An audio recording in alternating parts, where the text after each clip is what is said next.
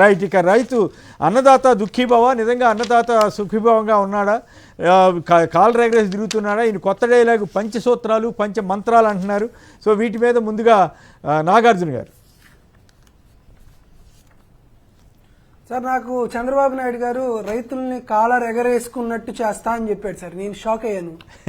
తరువాత మీసం మెరేస్తాను అని చెప్పి మీసం మెరేసేలాగా అంటే దానికి షాక్ అయ్యాను సార్. ఉదయాన్నే ఆంధ్రజ్యోతి, ఈనాడు చదవడం అనేది ఆరోగ్యానికి హానికరం అని మా జగన్మోహన్ రెడ్డి గారు చెప్తే ఏందో అనుకున్నాను, కానీ ఇది చూసిన తర్వాత నిజం అనిపించింది సార్. ఎందుకు అనిపించిందంటే సార్, నిజంగా చంద్రబాబు నాయుడు గారు రైతు భరోసా చేశాడా చేయలేదా అనేది మేము ఇద్దరికి పెట్టాం సార్. ఒకటి, ఆంధ్రప్రదేశ్ రాష్ట్ర ప్రభుత్వానికి ఒక సమాచార హక్కు చట్టం ప్రకారం ఒక సమాచారం అడిగాం, రిజర్వ్ బ్యాంకును కూడా అడిగాం సార్. ఏం జరిగిందంటే డిపార్ట్మెంట్ ఆఫ్ అగ్రికల్చర్ని అడిగి, అయ్యా 2024-25 సంవత్సర కాలంలో మీరు రైతు భరోసా అంటే అన్నదాత సుఖీభవ అమలు చేశారా అంటే అమలు చేయలేదని వాళ్ళు ఇచ్చినటువంటిది sir. Not available. Beneficiary selection and status of financial year 24-25 is not available అని చంద్రబాబు నాయుడు గారి ప్రభుత్వం నాకు ఇచ్చినటువంటి సమాధానం సార్. దీంతో పాటు 2025-26 సంవత్సరానికి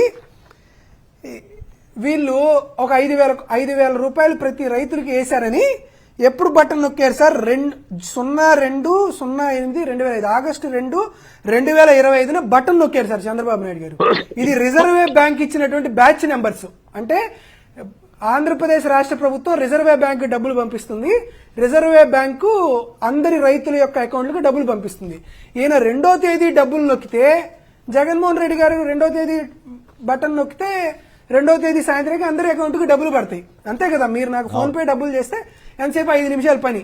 పాపం చంద్రబాబు నాయుడు గారు 2వ తేదీ బటన్ నొక్కితే చంద్రబాబు నాయుడు గారు చివరికి మొత్తం డబ్బులు రావడానికి 4/9/2025 అంటే చివరి ట్రాన్సాక్షన్ సెప్టెంబర్ 4, 2025 బ్యాచ్ నెంబర్ 10104092025 11 కోట్ల రూపాయలు చివరికి ట్రాన్స్ఫర్ జరిగింది.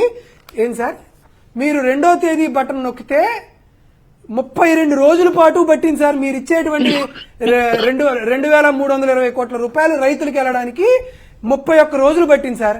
మీరు ఇచ్చే 5,000 31 రోజుల పాటు రైతులు పొలం చేసుకోకుండా, రైతులు అదను చూసుకోకుండా, రైతులు ఏం కొనుక్కోకుండా మీకు 2,000 కోట్ల రూపాయలు పంపించడానికి 40 రోజులు పట్టిందా? ఏం సార్ ఈ ప్రభుత్వం? నిజంగా మేమేమనుకుంటాం, నువ్వు బటన్ నొక్కగానే చంద్రబాబు నాయుడు గారు మా అకౌంట్లో డబ్బులు పడి అని రైతులు అనుకుంటారు కదా. 5,000 రూపాయలు రైతులకు పంపించడానికి మీకు 31 రోజులు 32 రోజులు పట్టిందా సార్? చంద్రబాబు నాయుడు గారు చేస్తుంది మోసం కదా. నిజంగా రిజర్వ్ బ్యాంక్ బ్యాచ్ నెంబర్లకు మేము అప్లై చేయకపోయింటే ఏమనుకునే వాళ్ళం? నిజంగానే డబ్బులు వచ్చినాయి అనుకున్నాం కదా. ఇంకా అమ్మ ఒడి అవి కూడా అప్లై చేశాం సార్, అవి ఇంకా రాలేదు పాపం. ఆంధ్రప్రదేశ్ రాష్ట్ర ప్రభుత్వం ఇవ్వట్లా, అసలు పడియో పడలేదో కూడా. బటన్ నొక్కాను అంటున్నారు కానీ పడియో పడలేదు అంటలా. దాంతో పాటు సార్ ఒక్క విషయం చెప్పాలి సార్, కాస్త ఒక్క 2 నిమిషాలు సార్, దాని గురించి కూడా చెప్తా. జగన్మోహన్ రెడ్డి గారు 12,500 రూపాయలు రైతు భరోసా డబ్బులు ఇస్తా అని 13,500 రూపాయలు ఇచ్చి 5 ఏళ్లలో 53,58,366 మంది రైతులకి 34,378 కోట్ల రూపాయలు ఇచ్చాడు సార్. చంద్రబాబు నాయుడు గారు ఏం చెప్పారంటే, లేదయ్యా జగన్మోహన్ రెడ్డి గారు ఇచ్చేటువంటి రైతు భరోసా కాదు, నేను ఆంక్షలు లేకుండా నేను అందరికీ రైతు భరోసా ఇస్తా అన్నాడు సార్. జగన్మోహన్ రెడ్డి గారు ఈయన చెప్పిన లెక్క ప్రకారం ఆగస్టు 8వ తేదీ 2025 అగ్రికల్చర్ డిపార్ట్మెంట్ చంద్రబాబు నాయుడు గారికి ఒక లెక్క ఇచ్చింది. ఆ లెక్క ఏంటంటే ఇది సార్, ఫార్మర్స్ ఆఫ్ ఆంధ్రప్రదేశ్. ఈ లెక్క ఏంటంటే, ఆంధ్రప్రదేశ్ రాష్ట్రంలో మీరు చెప్పినట్లు అందరికీ రైతు భరోసా ఇవ్వాలంటే 76,06,943 మంది రైతులు ఉన్నారు. వీరందరికీ మీరు సంవత్సరానికి 20,000 రూపాయలు ఇవ్వాలనుకుంటే యావరేజ్ గా 15,213 కోట్ల రూపాయలు ఇవ్వాలి అని చెప్పారు. అంటే ఈ లెక్క ప్రకారం 2 ఏళ్లకు గాను 30,426 కోట్ల రూపాయలు చంద్రబాబు నాయుడు గారు ఇవ్వాలి.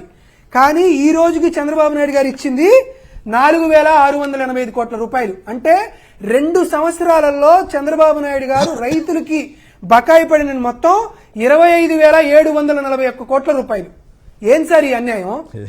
జగన్మోహన్ రెడ్డి గారు ఇచ్చేటువంటి డబ్బులు ఈయన ఇవ్వాల్సింది 25,246 కోట్ల రూపాయలు.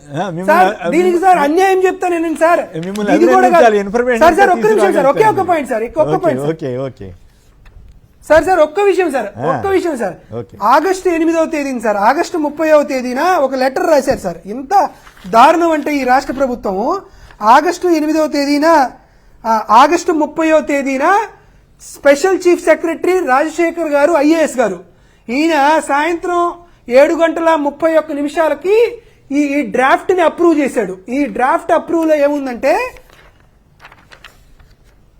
53,50,000 మందికి రైతు భరోసా ఇవ్వాలని రాజశేఖర్ ఐఏఎస్ గారు డ్రాఫ్ట్ అప్రూవ్ చేసి చంద్రబాబు నాయుడు గారికి పంపిస్తే చంద్రబాబు నాయుడు గారు ఒక కమిటీ వేసి 7 లక్షల మంది రైతుల్ని దీంట్లో ఇనెలిజిబుల్ చేశారు సార్. దానికి సంబంధించినటువంటి లేఖ రాజశేఖర్ గారు అప్రూవ్ చేసినట్లు సంతకం ఇది. ఓకే, రాజశేఖర్ ఐఏఎస్ గారు సంతకం చేసి 53 లక్షల మంది రైతు భరోసాకి ఎలిజిబుల్ అని ఉంటే దీని మీద కమిటీలు ఏర్పాటు చేసేటువంటి పరిస్థితి. అంటే రైతులకి అప్లై చేయకుండా రైతులను ఇబ్బందులకు గురి చేస్తూ చంద్రబాబు నాయుడు గారు రైతు వ్యతిరేక ప్రభుత్వాన్ని మరొకసారి ఆయన రుజువు చేసుకున్నాడు. Right, okay. ఫైనల్గా గోపి గారు సంక్షిప్తంగా మన నాగార్జున చెప్పిన దాంట్లో మీరు ఎంతవరకు ఏకీపిస్తారు? సంక్షిప్తంగా ఒక మాటలో చెప్పండి దయచేసి, టైం అయిపోయింది. చంద్రబాబు నాయుడు రైతులకి ఎప్పుడు మేలు చేయడండి. ఆయన పారిశ్రామికవేత్తల మనిషి, రైతుల మనిషి కాదు. వ్యవసాయం దండగా అన్న వ్యక్తి. తర్వాత ఇప్పుడు ఈ మధ్య మొదలేశాడు ఆయన వరి పండించొద్దు అని. వరి పండించకుండా ఏం పండిస్తారండి? ఇప్పుడు డెల్టాలో కృష్ణా డెల్టా కానీ, గోదావరి డెల్టా కానీ, వంశధార డెల్టా కానీ, డెల్టాలో వరి కాకుండా ఇంకేం పండించగలుగుతారు? అదే ఆయనకు అర్థం కావడం లేదు పరిస్థితులను బట్టి. సో ఆయన చెప్పేది వాటి మీద మనం పర్టికులర్ గా రైతుల గురించి ఆయన మాట్లాడేదాన్ని మనం సీరియస్ గా తీసుకోవాల్సిన పని లేదండి. ఆయన ప్రభుత్వంలో మిర్చికి ధరలు పడిపోయినాయి, మామిడికాయలకు ధరలు పడిపోయినాయి, టమాటాల ధరలు పడిపోయినాయి, రైతులు పంటని రోడ్డు పాలు చేశారు. అవన్నీ మనం చూసాం. కాబట్టి ఆయన ఏదో చెప్తూ కూడా అట్లాగే పాపం ట్రక్కుల్లో తీసుకొచ్చి పారేస్తున్నారు పాపం రైతులు. పెడన్లో రెండో పంటకి నీళ్లు ఇచ్చే బాధ్యత మాదని అపోజిషన్ ఉన్నప్పుడు కానీ లాస్ట్ ఇయర్ కానీ చెప్పారంటే ఇప్పుడేమో ఇవ్వట్లేదట. వాళ్ళంతా రోడ్డు ఎక్కారు. ఇట్లాంటివి జరుగుతా ఉన్నాయి. మరి ఏం జరుగుతుంది? ఆయన ఏమో రైట్.